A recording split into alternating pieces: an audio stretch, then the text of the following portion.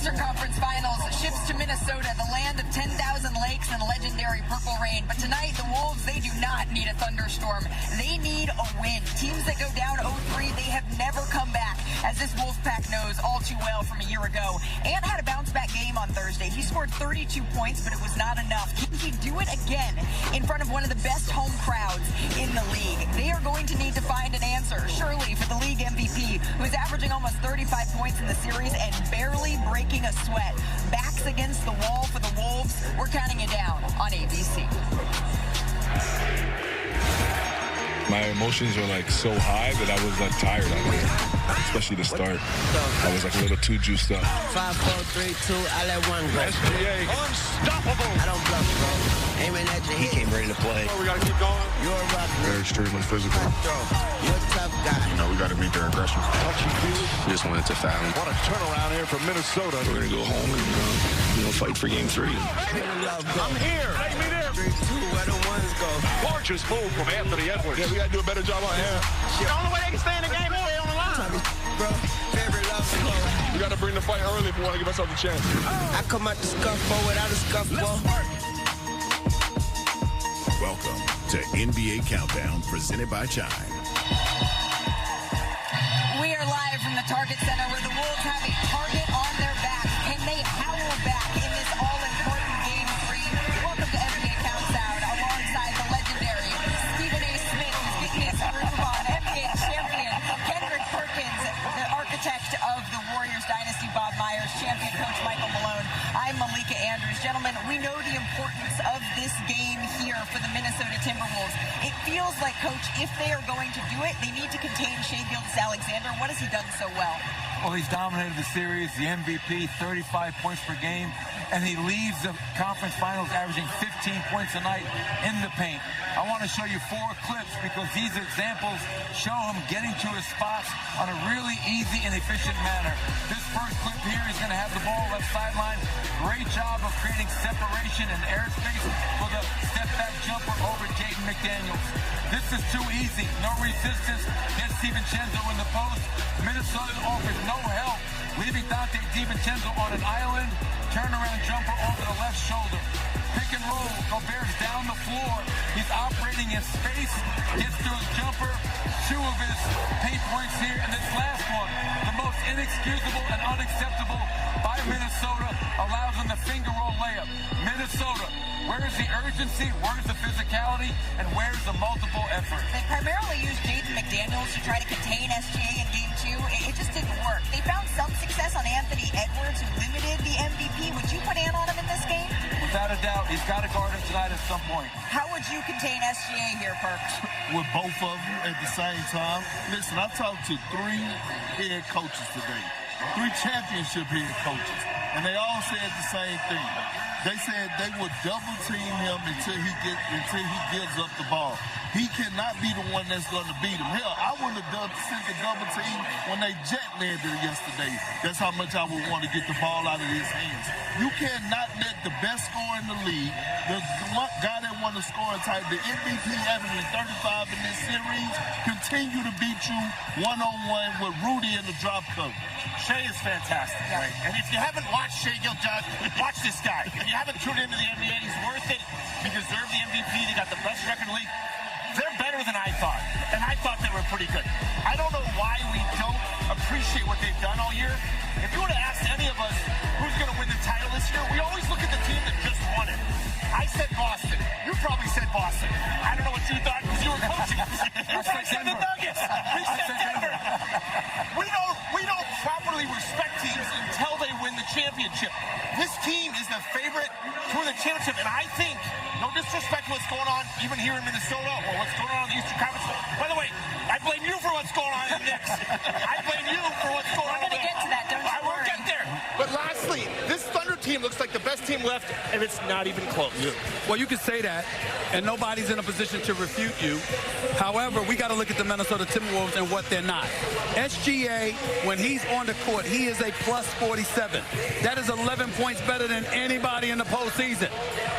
Ant-Man is minus 45.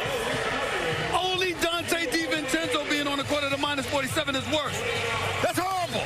You can't have that attached next to your name if you're Ant-Man. So I'm not saying don't double SGA, but I'm saying you embrace the challenge if you're Ant-Man of guarding him, because there's such a discrepancy, at least statistically, from what both superstars have given us in this series. And as a result, you're looking at the Minnesota Timberwolves on the verge of getting swept. And who thought we would be having that conversation?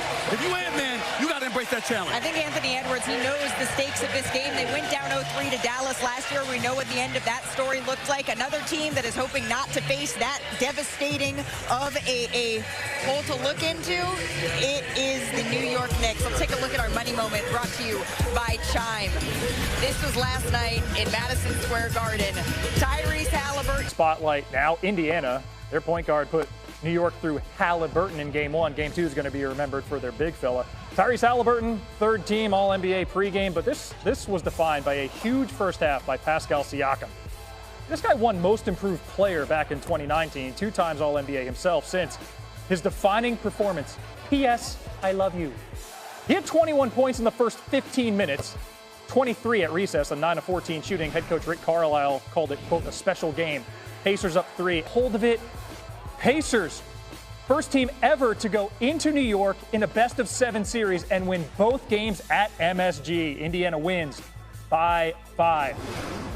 But this has kind of been what the Pacers have done. They thrive under pressure, 6 straight road playoff wins. Now 7-0 in clutch time this postseason. First team to do that second part since LeBron in the 2011 Heat.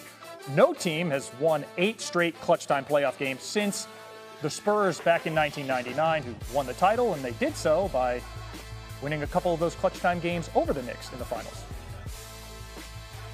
The Thunder have dominated the Western Conference Finals, winning both games by double digits. OKC now has 60 double-digit wins this season, tying the 2016-2017 Warriors for the most in a season in NBA history. OKC has been led by league MVP Shai Gilgeous-Alexander, who has 69 points in the conference finals. That is the most points through a player's first 2 career conference finals games since Carmelo Anthony back in 2009.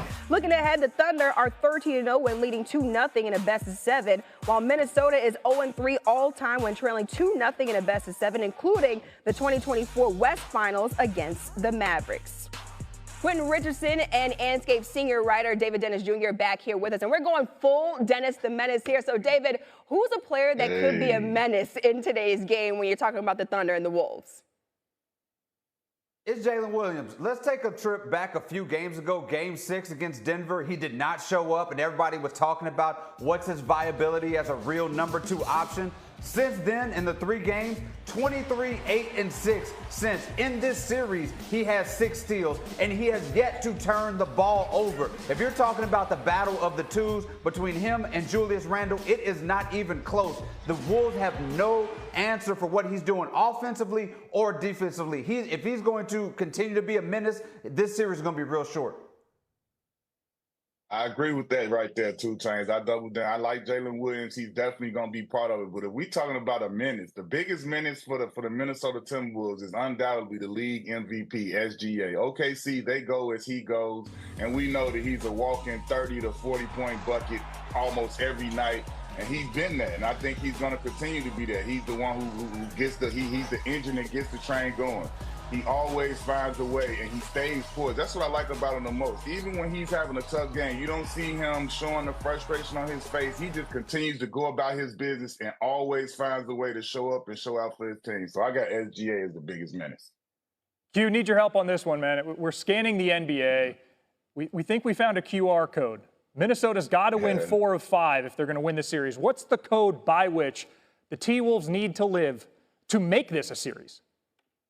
I mean, just like I said about OKC, we know Ant-Man, he has to be ever present. If he doesn't show up and be a lead guy, they have no chance. But for me, it's all about the Randalls, the McDaniels, the Rudy Goberts, and the Alexander Gilgeous and Mike Conley. They have to come up and be big for him. They have to support him and make it where they can't just double team and key in on Ant Edwards. They have to be formidable in their own way so that they can continue to keep their man attached and they can play. And they give Ant-Man a chance to do his thing one-on-one when he gets his ISOs. Because right now, with them not doing what they're doing, they're able to key in on Ant-Man more.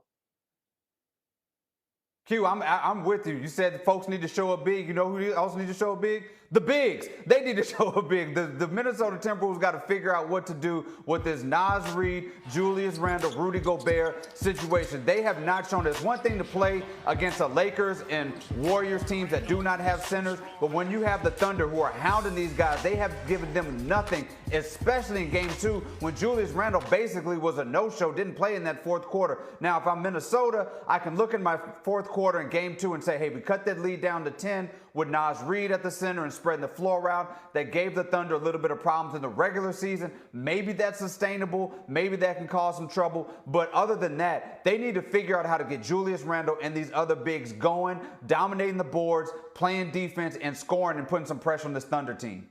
Hugh, I want your thoughts on this. We're either going to get an OKC Indiana NBA Finals, or either the Knicks or the Wolves are going to win 4 of the next 5, which just doesn't happen a lot at this level of the playoffs. Which comeback is likelier to you? Knicks against the Pacers or the Wolves over the Thunder? I don't think either will happen. I'm with you on that. But if you had to ask me which one is likelier, from the looks of it, I think Knicks coming back over the Pacers would be more likely. I feel like the way that the Thunder have gone about it, they look like it's a one-sided series right now. That'd be the first time that ever happens at this level of the playoffs, a team to drop the first 2 games at home, come back to win the series. I feel like the way that Q said that might have been a personal attack on me, but I'm just saying. I'm just throwing it out there. Okay, you show up in Pacers yellow. What do you think's going to happen?